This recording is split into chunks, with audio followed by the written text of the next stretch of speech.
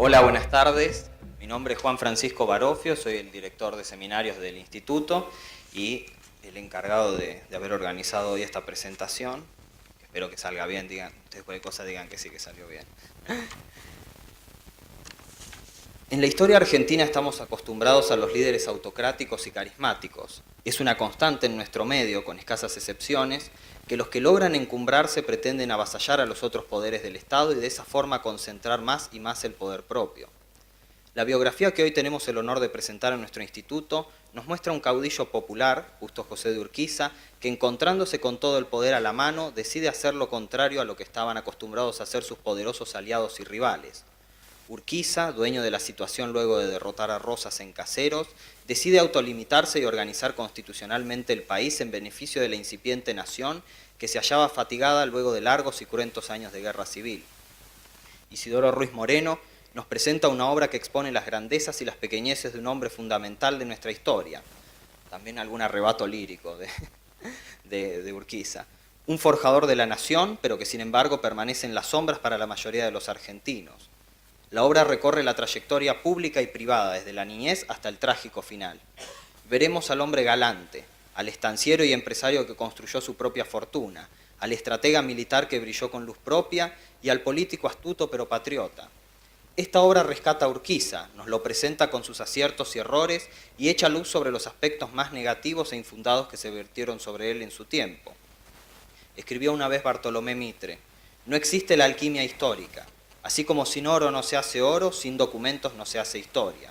Isidoro nos tiene acostumbrados a los libros bien documentados y de argumentos sólidos, pero escritos con maestría. Uno nunca se aburre con los libros de Isidoro. Este es uno de esos grandes libros del autor. Muchas gracias, Isidoro, por acompañarnos.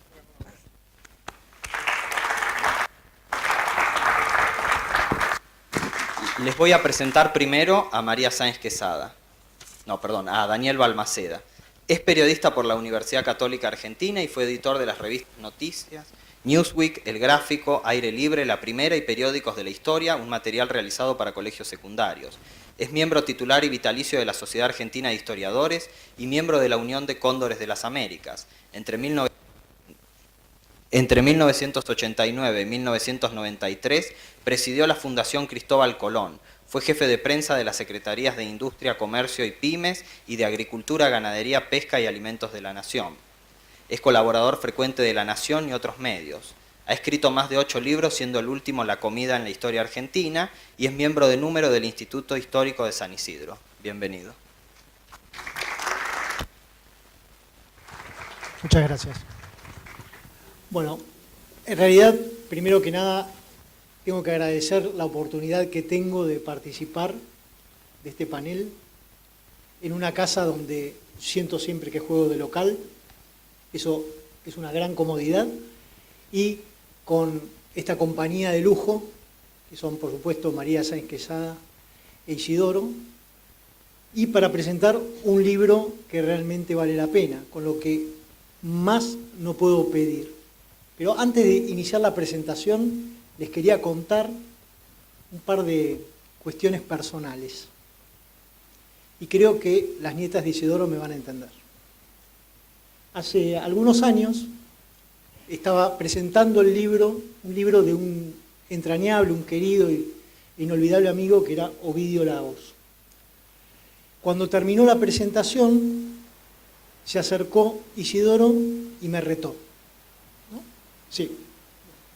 Me retó un poco, por una palabra que utilicé, por un detalle, me retó. Pasaron los años, estaba investigando en la fototeca de la Biblioteca Nacional y de repente escucho que alguien está retando al director de la fototeca, era vos, retando al director de la biblioteca por cierta iconografía exagerada de algún personaje de la historia, que a Isidoro le parecía un poco exagerado. Bueno, el año pasado, en el Jockey, mientras David Leiva presentaba este libro, llenando de los correspondientes elogios a la obra y haciendo un repaso por los capítulos para, como historiador, detectar todo lo bueno que hay en el libro, lo interrumpió para decir, vas a contar todo el libro. Por lo tanto, estoy en guardia y sé que en algún momento me voy a ligar un reto en medio de esta presentación, pero estoy preparado.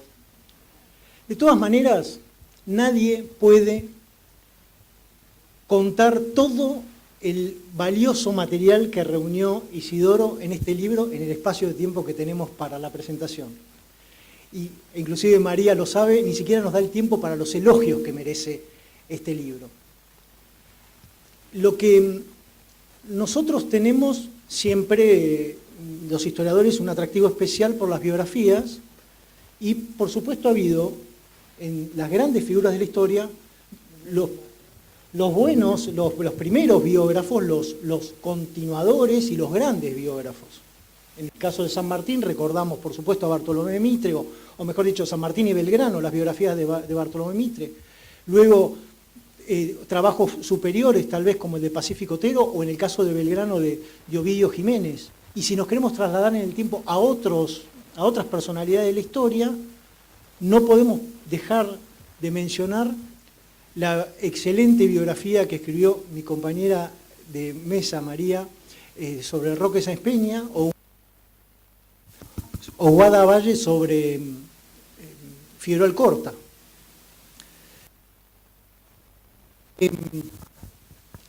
De Urquiza creo que le estaba faltando esta gran biografía. En general, por supuesto que la honestidad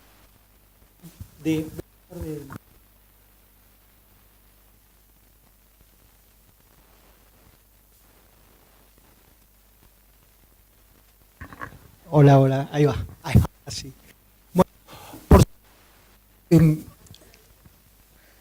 honestidad intelectual hace que Isidoro, que pasó muchos años investigando la vida de Urquiza, que es algo bastante meritorio también, porque siempre estamos queriendo terminar los libros, y para el caso de esta biografía, él se pasó muchos años escribiéndola y con lo interesante que está, uno la lee tan rápido. Él no hubiera avanzado sobre una biografía de estas características si no hubiera sentido que superaba lo que ya estaba o aportaba a lo que ya se había escrito.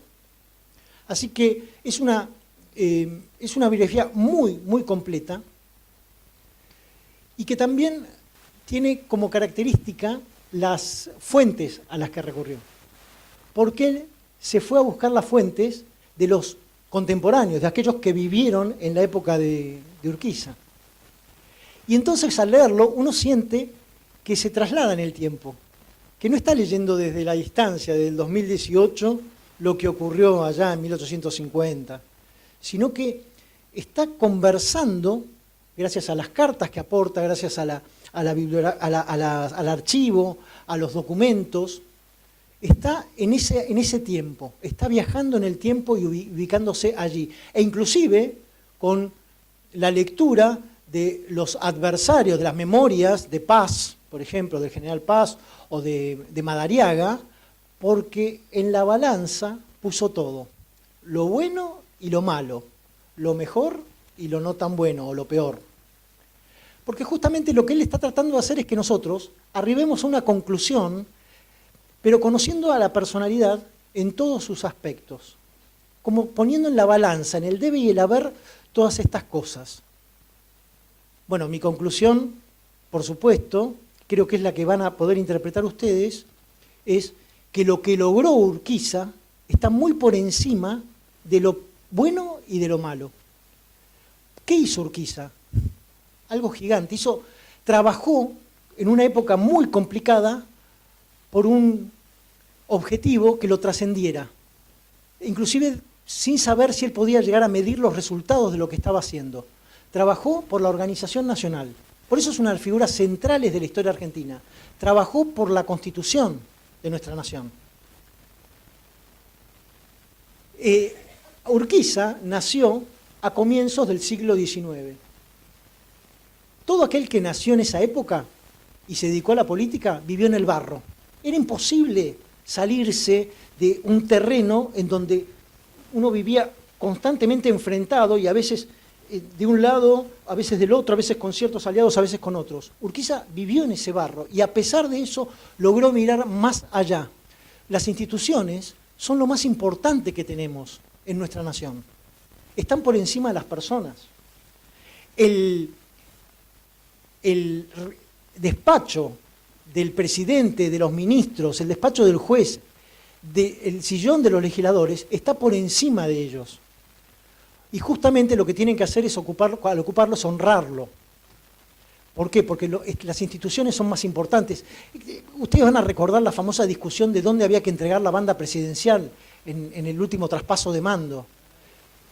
El traspaso de mando era, la banda presidencial es una tradición, es una institución, no se pueden discutir esas cosas. Bueno, ahí estaba Urquiza peleando por algo que todavía no existía y tratando de llegar a ese objetivo de lograr una constitución. Imagínense del tipo de personalidad que estamos hablando, la importancia de esta personalidad. Por eso creo que en realidad lo que hizo Isidoro es, a través de este libro, rendirle un homenaje a Urquiza, porque le está rindiendo homenaje a la verdad. Así que es una excelente demostración de lo que podemos hacer como autores y como lectores para conocer o para que se divulgue la historia en todos sus matices. ¿Está el aspecto humano en este libro? En las 550 páginas encontramos los aspectos humanos de Urquiza, sí, desde ya, todo el tiempo. Todo el tiempo. Urquiza no tomaba mate, no tomaba vino, no fumaba, no sabía nadar, no usaba el bigote federal, sí barba, tenía una boca hermosamente dentada, como dice uno de sus contemporáneos, era un buen bailarín, era poeta, escribió algunas poesías, bueno, dentro de sus posibilidades, un versero, diríamos, en todo caso, porque hacía versos. A su jefe, a Echagüe, a Pascual Echagüe, le escribió unos versos. Y le gustaba, por ejemplo, comer pollo asado y los dulces. Fíjense que todo eso se va descubriendo a medida que uno transita los capítulos de este libro, que son como partes de un rompecabezas. Con todos los capítulos uno puede terminar de armar la figura de Justo José Urquiza. Cuando lo lean, y por supuesto tienen que ir desde el comienzo avanzando en esta historia fascinante, yo les recomiendo, por ejemplo, el capítulo de la batalla de Pavón. Es un capítulo de aventuras, es magnífico. Empieza con un abrigo olvidado en un coche y termina con la batalla de Pavón, es genial. No todos los capítulos son de acción, después está, vos creo que María también lo valorás mucho, el recorrido a través de la familia numerosa y del Palacio de San José, de cómo es el Palacio de San José. Entonces, por eso digo que este libro transita por todos los terrenos y nos arma una rompecabezas, tiene cada una de las partes rompecabezas de la historia de Urquiza. Yo no voy a avanzar en detalle en los capítulos, porque creo que mis distinguidos compañeros de mesa lo van a hacer con mucha mayor calidad y elegancia, y yo preferiría en este momento situarme en el lugar de ustedes y disponerme a disfrutar de las magníficas exposiciones que vamos a tener ahora, a cargo nada menos que de la excelentísima y gran historiadora María Sáenz Quesada y de nuestro ilustre y magnífico señor, diría Germán Arciniegas, Isidoro Ruiz Moreno. A ellos los vamos a escuchar y también el reto que se va a venir seguramente. Muchas gracias.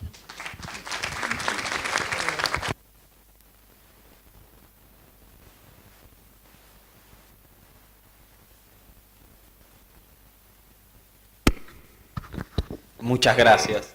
Ahora les voy a presentar a María Sáenz Quesada, licenciada en Historia, profesora, investigadora y publicista. Fue directora de la revista Todo es Historia, Félix Luna, fue profesora titular de la Cátedra de Historia de América Latina 1 de la Universidad de Belgrano y docente en establecimientos de enseñanza media.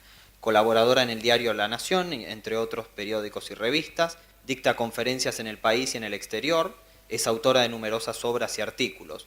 Coordinó colecciones de fascículos de historia argentina, Dirigió el Museo de la Casa de Gobierno y fue secretaria de Cultura de la Ciudad de Buenos Aires, miembro consultor del Consejo Argentino para las Relaciones Internacionales y miembro de número de la Academia Nacional de la Historia y de la Academia Nacional de Educación. Fue condecorada por los gobiernos de Francia y de Chile, recibió el premio Conex de Platino. Autora de numerosos libros, siendo los últimos Roque Sáenz Peña, el presidente que forjó la democracia moderna, y la reedición de La primera presidenta, Isabel Perón, una mujer en la tormenta, ambos presentados aquí en el Instituto. Bienvenida. Muchas gracias por la invitación, muchas gracias por la presentación, y debo confesar algo, a mí también me ha retado, no una, muchas veces Isidoro Ruiz Moreno. Debo decir cuál es la que más me dolió. Mi último libro, Roque Sáenz Peña, me criticó porque era muy indiscreta en la vida personal de don Roque o de don Luis Sáenz Peña, para ser más franco. Pero bueno, es muy difícil, también les voy a decir la verdad, enojarse con Isidoro, porque es una persona que tras una distancia que impone con su aspecto de caballero de la generación del 80, es profundamente afectuoso y es un amigo leal. Y además compartimos, como todos en esta mesa, ese entusiasmo, ese afán, ese seguimiento de la historia de nuestro país, sobre todo de esa historia, con una fidelidad que tiene muchas décadas. Tampoco les voy a decir cuándo empezó mi colaboración en una revista de historia entrerriana que dirigía junto con Juan Isidro Quesada. Hace muchísimo, casi como Mirta Legrand y sus almuerzos. Pero también allí hay que reconocer en Isidoro que no solamente es un historiador, sino que además, y por eso los retos, en realidad es eso, es un gran docente. Es decir, es alguien que ha enseñado en institutos, en profesorados, en la Escuela Superior de Guerra, pero que nunca se ha limitado a ir y dar clase, sino que ha tenido un interés especial, creo yo, por formar alumnos. De ahí el seguimiento también que él tiene por parte de sus alumnos, que en el caso de los militares son altos jefes militares, pero que todos recuerdan a este profesor que seguramente fue muy gruñón en clase, pero que tenía ese afán por dar. Y como amigo también, como amigo historiador, en un medio donde la mezquindad abunda, hay que reconocerlo, Isidoro siempre ha sido generoso en aportar conocimientos, en ese magnífico rastreo que él tiene de archivos y de temas raros, para ayudar al otro en su trabajo. De manera que esto es un aspecto. Luego está la gran tarea del historiador, que suman yo no sé cuánto, pues yo creo que ni él mismo sabe si son 20 y tantos libros, además de multitud de artículos, de trabajos especializados. Quien recorre los índices de las revistas especializadas va a encontrar una gran cantidad de trabajos de Isidoro Ruiz Moreno.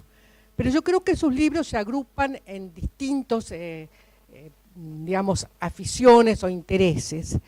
Hay una parte que es la del interesado en la historia diplomática de la nación, tema heredado, ¿no es cierto?, de sus ancestros, con libros como La neutralidad argentina en los años 40, un libro sencillo, lúcido, sobre un tema muy controvertido.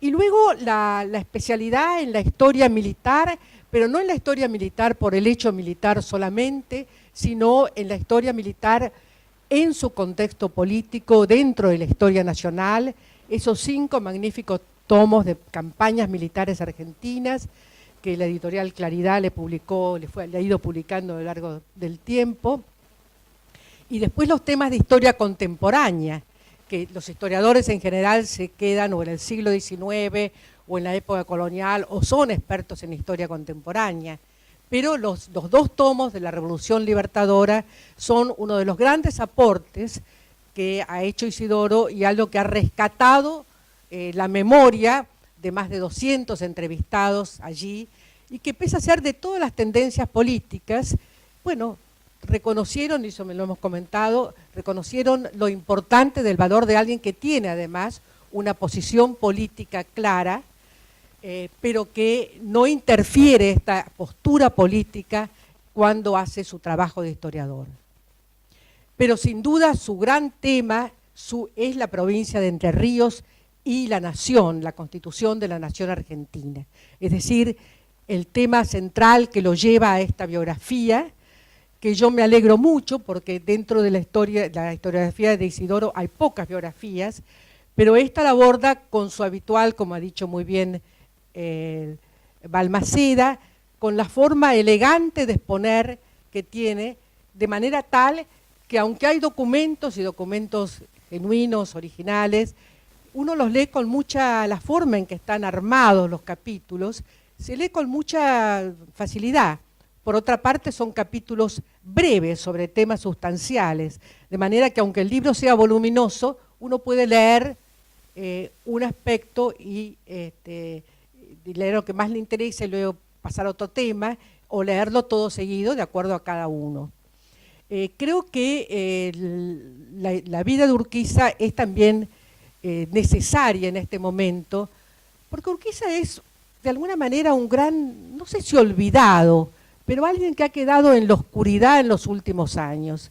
Unos con Rosas, otros con Sarmiento, otros con Roca, otros con Perón, pero Urquiza está allí en su caballo tan desdichado, el monumento, y en ese magnífico palacio, está en la historia de Entre Ríos, pero hay, es cierto, una enorme corriente de la política argentina que habla de la Constitución, a veces si le conviene, pero que en el fondo rechaza los principios constitucionales de 1853.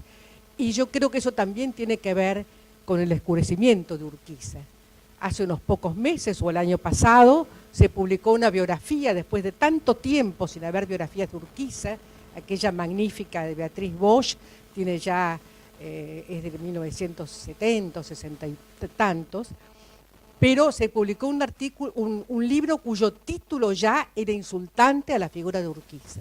Es decir, una editorial importante, sin embargo, publicó algo que era agraviante para una figura de esta categoría. De manera que esta biografía que acaba de escribir Ruiz Moreno llena un vacío, lo hace desde una mirada, de una escritura clásica y a la vez moderna. Y va revelando, ¿no es cierto?, algo les contaba Balmaceda, de toda la trayectoria política, de una historia política del siglo XIX que es realmente sumamente difícil de escribir y primero de conocer, luego de comprender y luego de escribir, porque realmente la historia política con los caudillos, con las provincias, con la relación entre Rosas y los caudillos provinciales, con toda esa serie además de batallas y de desencuentros y de odios, es muy difícil de lograr un hilo conductor, porque en realidad este libro es la historia del país durante toda la vida de Urquiza, ¿no? Es decir, aunque no toma el antes ni el después de su biografía, está a los años cruciales de la organización nacional, de las guerras civiles a la organización nacional, de manera que entre 1820 y 1870 está todo lo central. Y él ha logrado resumirlo, sintetizarlo, hacerlo comprensible, incluso puntos complejos, por ejemplo, el capítulo de los tratados de Alcaraz, de su parte pública y su parte secreta, cómo, en qué medida esto provocó la desconfianza de Rosas, por qué fue que fracasaron. Es decir, todo esto, para llegar a explicarlo como lo hace este libro, hay que conocer muy bien los temas y muy bien qué es lo importante y qué es lo accesorio, porque ahí también está la maestría del historiador, lo importante y lo accesorio, porque los documentos son muchísimos. Isidoro ha trabajado, yo creo que toda la vida en el archivo de Urquiza, debe conocerlo mejor que Urquiza, o los secretarios de Urquiza, y sin embargo no abruma con documentos, pone lo necesario. Y pone luego también aquellos datos, Balmaceda mencionaba algunos de la vida privada, pero también algunos que indican, que me sorprendieron, por qué ese hombre que al principio se describe con un hombre muy fuerte, muy valeroso, muy etcétera, pero también muy ingenuo y sin demasiado conocimiento político, se va convirtiendo en alguien que tiene una idea detrás de la cual va a seguir, pese a los avatares de la política y de la guerra. Por ejemplo, ese encuentro con Juan Ramón Balcarce, que viene desterrado de Buenos Aires, y que le dice a este joven caudillo provinciano cuáles son las ideas, aquellas ideas de los lomos negros, aquellas ideas de la doctrina, ¿no es cierto?, de las instituciones, y cómo él sugiere apenas con este dato, Isidoro, que esto queda en la memoria del personaje, que va a ir creciendo a medida que pasan los años. También toma algunos de los temas más ríspidos de la historiografía antiurquicista, por ejemplo, qué ocurrió después de la batalla de Pago Largo, si hubo o no maneas, dejo para que lo lean ustedes, hechas con el pellejo del vencido. Es decir, hay muchos temas en debate que Isidoro clarifica. Y también, así como hay una descripción casi novelesca de la batalla de Pavón, porque los hechos históricos son novelescos realmente, o la novela a veces se abreva en ellos, también hay una muy importante descripción de los pasos previos a la alianza entre Brasil, la banda oriental y las provincias o los estados de Entre Ríos y de Corrientes, con el papel del Brasil, con el papel de los gestores de esta alianza y con la posición de Urquiza, temas y los hay debatidos. Isidoro recurre, como dijo también Balmaceda, a los documentos de la época, es decir, se trata de la visión de la época y la historia como la vivieron, no como se contó después, ni con juicios posteriores que tienen poca importancia, pero sí discute con historiadores consagrados, como es el caso de Abel Shaneton, en el tema del Acuerdo de San Nicolás, es decir, algunos autores e historiadores les da la relevancia como para confrontar con sus ideas y dar la propia opinión. Yo diría que este es un libro entonces muy completo para quienes les interesa el pasado argentino en serio, no novelado, pero sí en todo su dramatismo. Este Urquiza, que rasgo antiguo, es decir, y al mismo tiempo moderno, cuando se trata de reconocer a sus hijos naturales, él tiene el cuidado de que todos puedan heredar lo mismo, es decir, cosa que en esa época no se hacía. Es decir, esto está bien descrito, aunque Isidoro me reta porque hablo de la vida privada, él también habla un poquito, muy poquito de la vida privada, pero con gran autoridad. Me gustaría leerles, si me alcanza el tiempo, unos pequeños párrafos sobre el tema de Urquiza y la educación. Ya Urquiza es un hombre viejo, no viejo porque se muere en realidad, no muy viejo, sino un hombre mayor, y en la provincia enterriana sigue gobernando. Vean lo que opinan uno de sus colaboradores. Solo en una cosa ya está un poco decadente su gobierno, pero no mucho, Isidoro, pero un poquito. Solo en una cosa admite el general la innovación y el progreso, y es en materia de educación. Ahora está como absorbido por esa idea, es su constante preocupación. No piensa en otra cosa, Sarmiento lo ha contagiado. Él, lo mismo que sus ministros, solo hablan de escuelas normales, de la difusión de las luces, de la propagación de la instrucción en toda la provincia. Cierto es que el general Urquiza tuvo siempre esa tendencia, pero jamás lo he visto tan apasionado de la idea como hoy. Es el año 1869, poco antes de su fallecimiento. Ven ustedes acá lo que es el hombre ilustrado, obsesionado, está bien no da suficientes libertades en su provincia, pero sigue obsesionado por la educación. Acá también hay una carta de Sarmiento a Urquiza. Sabemos que han sido primero dos que se miraban con mucha desconfianza en la campaña del Ejército Grande. Luego han sido enemigos terribles. Sarmiento ha escrito cosas espantosas sobre Urquiza, pero ya Sarmiento es presidente y está mirando las cosas de otra manera.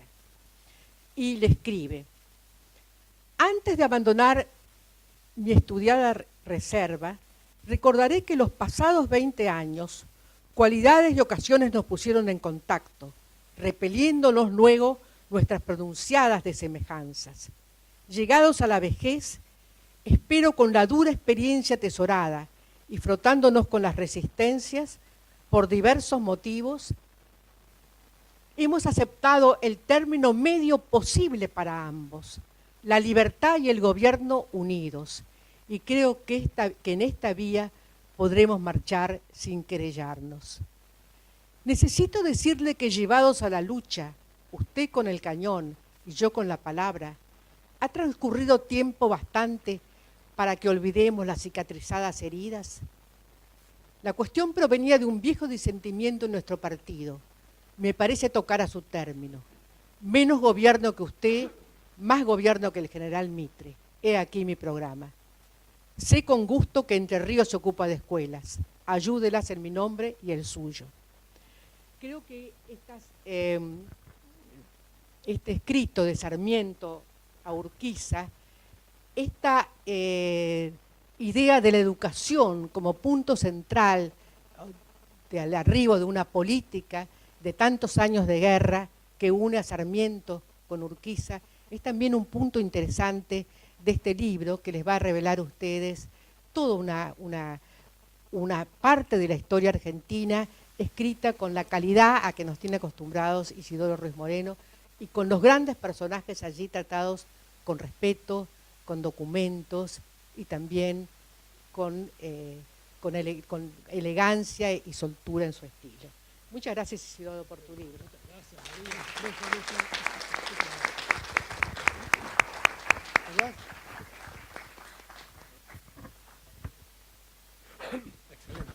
Muchas gracias, María. Ahora les voy a presentar a Isidoro J. Ruiz Moreno. Es abogado y doctor en Derecho y Ciencias Sociales por la UBA, es miembro de número de las Academias Nacionales de la Historia y de Ciencias Políticas. Fue profesor titular en la Facultad de la UBA, es profesor titular en la Escuela Superior de Guerra, es miembro de número y secretario de la Academia del Instituto Nacional San Martiniano, anteriormente director del Departamento de Graduados en la Facultad de Derecho y Ciencias Sociales y asesor del Secretario de Cultura de la Nación.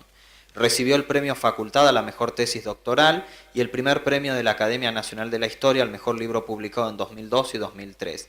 Es autor de numerosos libros y publicaciones, entre los que se cuentan La lucha por la Constitución, La Revolución del 55, Comandos en Acción, El Ejército en Malvinas, Campañas Militares en 5 tomos y Crímenes Políticos. Isidoro está un poco mal de la garganta, así que va a hablar un poco. Muchas gracias.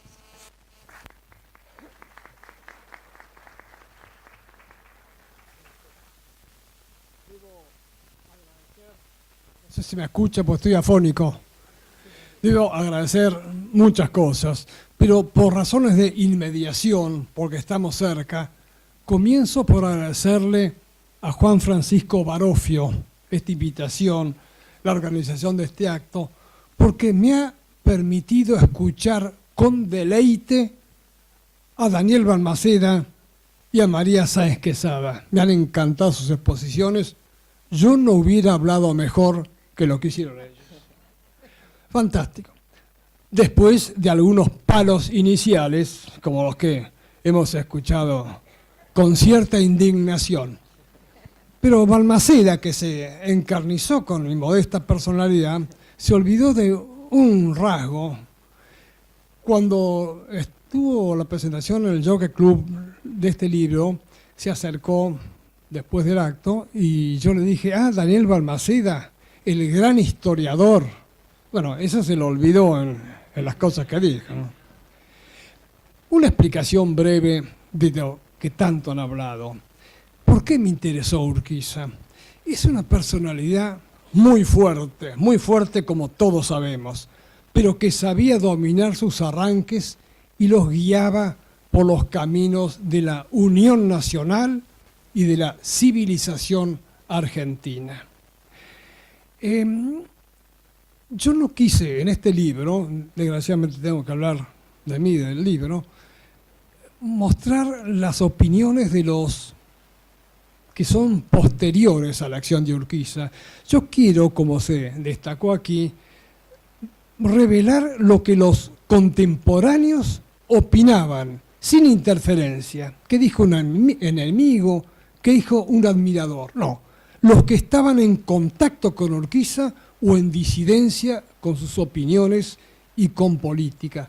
Yo creo que la historia documental es la única historia seria, sin interferencia entre lo que escribe una persona, en lo que hizo el prócer y el público que lo dé. Todo lo que yo digo está documentado. Y cuando se puede criticar algunas cosas que digo, yo enseguida digo, bueno, lo dijo fulanito, lo dijo Urquiza, Sarmiento, López Jordán o lo que sea. Las opiniones surgen de los documentos de la época. Esa es mi defensa cuando algunos me critican. Y he tratado no solamente de hacer una hilación de la vida, sino de marcar la importancia que tuvo. En nuestro país hubo 2 programas nacionales. El primer programa nacional fue la independencia. Había que ganar la soberanía de España. La independencia reconoce muchos próceres, Saavedra, Moreno, Pueyrredón, San Martín, Belgrano, cantidad de próceres. La lograron, por suerte. La organización nacional, uno solo. Fue Urquiza el único que impulsó la idea de llevar a cabo la Constitución Argentina en 1853. El único. Él guió la masa que hacía tiempo anhelaba este logro. Y fue el único también que obtuvo la integridad argentina, logrando la unión definitiva de la provincia disidente de Buenos Aires. Eso borra cualquier otra cosa que haya podido hacer y que hizo, porque los hombres son así, somos así.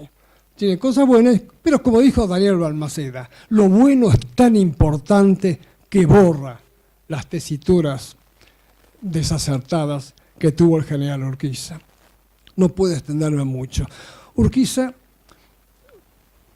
devolvió al país no solamente el ser el Estado de Derecho, con una ley que marca qué se puede hacer, qué se debe hacer y qué está mal, sino que devolvió en Caseros, eso hay que remarcarlo, la dignidad a los argentinos.